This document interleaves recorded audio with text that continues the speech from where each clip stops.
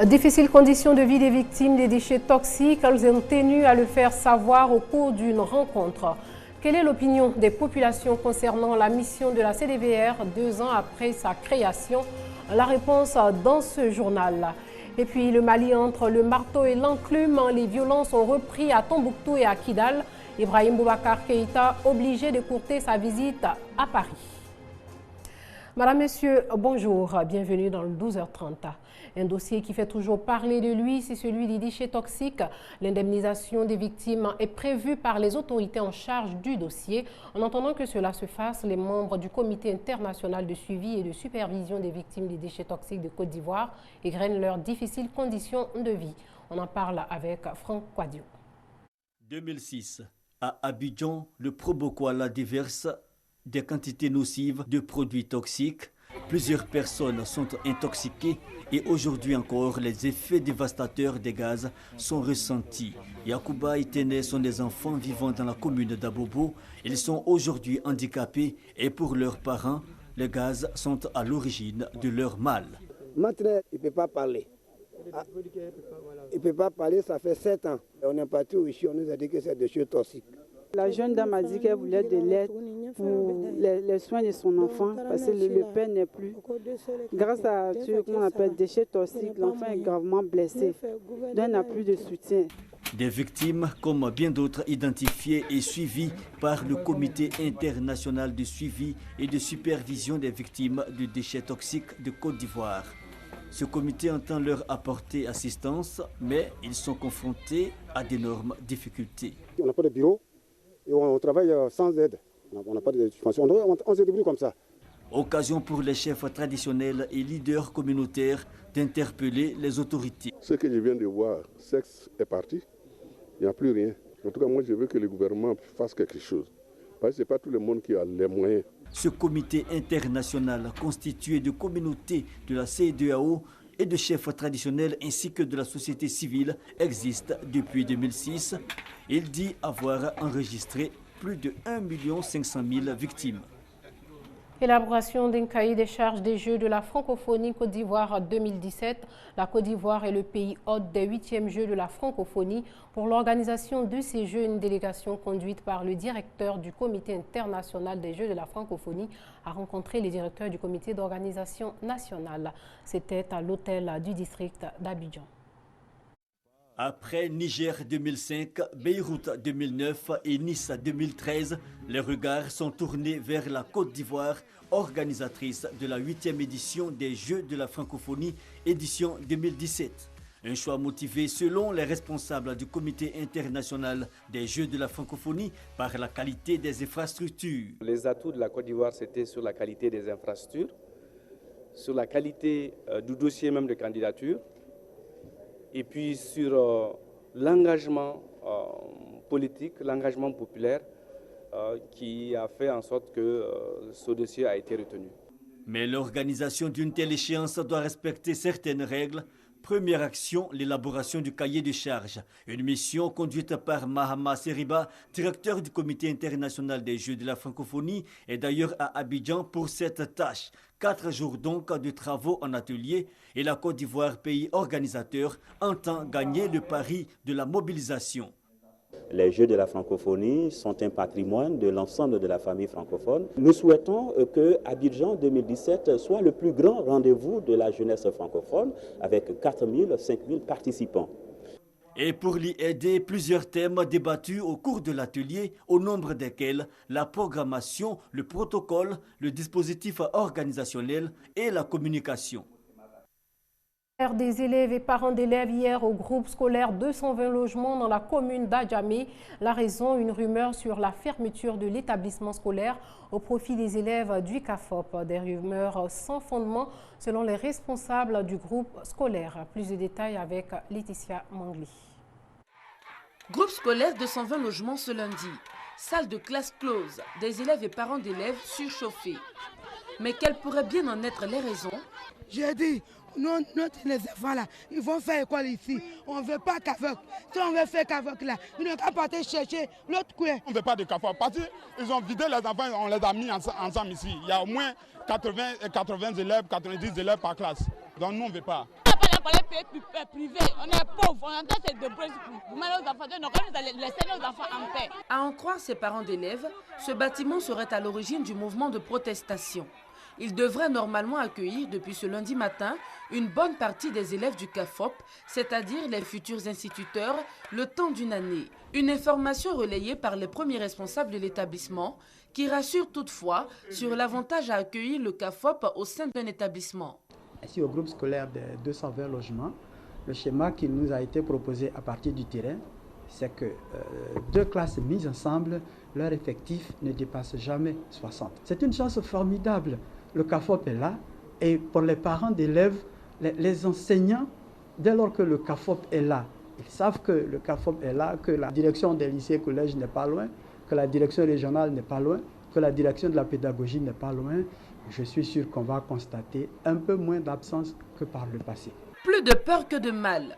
La fermeture du groupe scolaire 220 logements n'est pas encore à l'ordre du jour et le nombre d'élèves par classe n'atteindra point 80. Tous sont donc priés de reprendre le chemin de l'école ce mardi. Sachez que la Cour pénale internationale a émis un mandat d'arrêt contre Charles Blé Goudé, accusé d'avoir attisé les violences lors de la crise post-électorale. Charles Blé Goudé est détenu à Abidjan depuis le mois de janvier.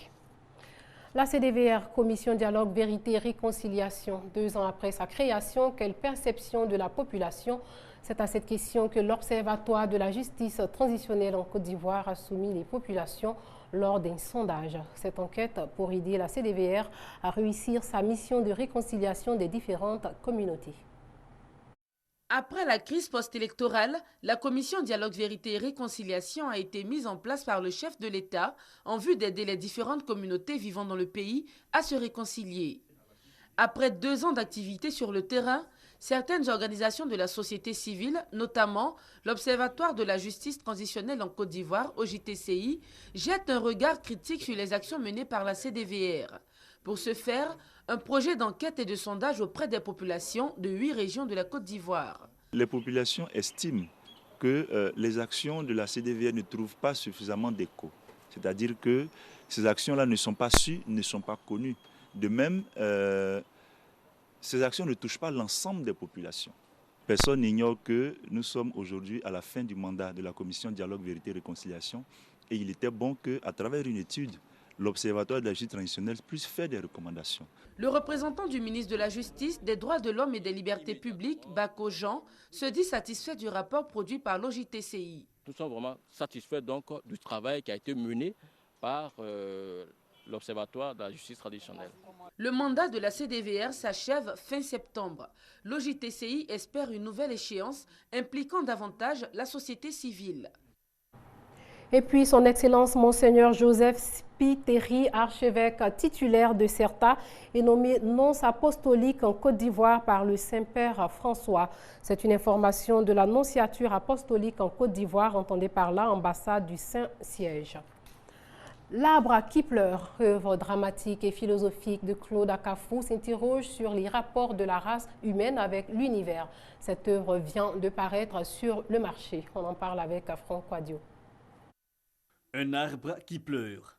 Comme le film Avatar de l'américain James Cameron, le théâtre après le grand écran s'intéresse à la question de la préservation de l'environnement.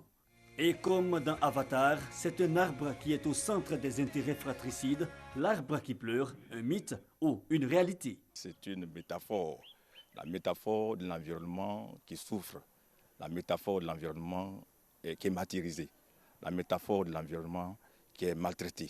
Portée sur les planches en 1997 par le même auteur, cette pièce fut primée au cours de la même année à la faveur d'un concours sur le thème de l'environnement initié par l'ONG Côte d'Ivoire Écologie. Et 16 ans après, cette pièce est publiée en librairie. Une redécouverte donc pour certains. À l'intérieur de la pièce, l'auteur utilise ce qu'on appelle la symbolique des personnages. Vous avez Achikoto et Solange qui défendent la nature, qui demandent qu'on la préserve. Et puis de l'autre côté, vous avez le mari de Solange qui est Kamanchi, que lui n'est intéressé seulement que par l'argent.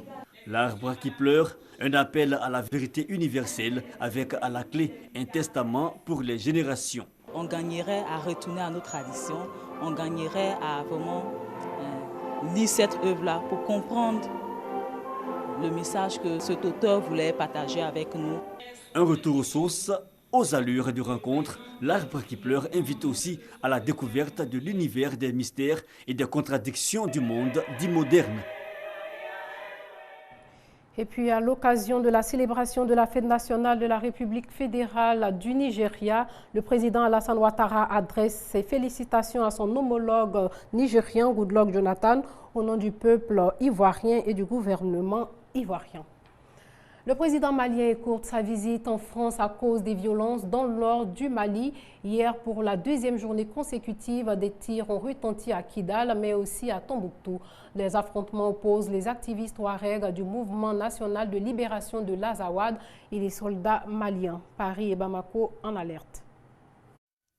Tombouctou, Kidal, les armes parlent à nouveau au nord Mali. Samedi, 4 djihadistes à bord d'une voiture piégée ont attaqué un camp de l'armée malienne à Tombouctou. L'attentat, revendiqué par AQMI, a tué 2 civils et blessé 6 soldats maliens.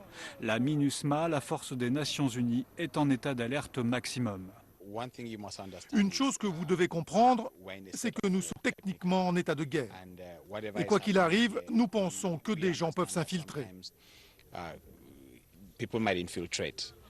Des patrouilles sont en cours dans la ville pour rechercher d'éventuels complices. La semaine dernière, des groupes djihadistes avaient annoncé la nomination par AQMI de 2 nouveaux chefs pour le nord Mali. À Kidal, bastion du MNLA, groupe Touareg qui avait déclenché l'offensive contre l'armée malienne en janvier 2012, la situation s'est à nouveau dégradée. Des affrontements avec les militaires ont éclaté ces 2 derniers jours. Un responsable du MNLA joint sur place assure que son mouvement n'est pas directement impliqué. C'est des jeunes gens qui évoluent tout seuls, mais qui sont beaucoup plus proches certainement du MNLA que des autres. Mais ils ne sont pas du tout sous le contrôle du MNLA. Quelques jours avant ce regain de tension à Kidal, le MNLA avait annoncé la suspension des pourparlers avec le gouvernement. Le ministre malien de la Réconciliation nationale s'est dit surpris car selon lui, des mesures ont été prises pour rétablir la confiance. Notamment la libération de personnes qui étaient détenues. À ce jour, 32 personnes ont été libérées. Et le 18 septembre dernier, durant la réunion du comité de suivi, le gouvernement a remis à la MINUSMA et à la Croix-Rouge 12 personnes. Le président malien a reçu en septembre des représentants des groupes armés du Nord, leur assurant que tout était négociable, sauf l'intégrité territoriale. Mais des divergences subsistent sur la question de l'autonomie. Et puis 800 000 fonctionnaires américains au chômage technique après le blocage du budget fédéral, une première depuis 17 ans. Le personnel non essentiel, la plupart des agences fédérales et des services publics qui en découlent sont concernés. Barack Obama a toutefois promulgué hier soir une loi garantissant aux militaires le paiement de leur salaire à temps, quoi qu'il arrive. Voilà, c'est la fin de ce journal. Merci de l'avoir suivi et portez-vous bien.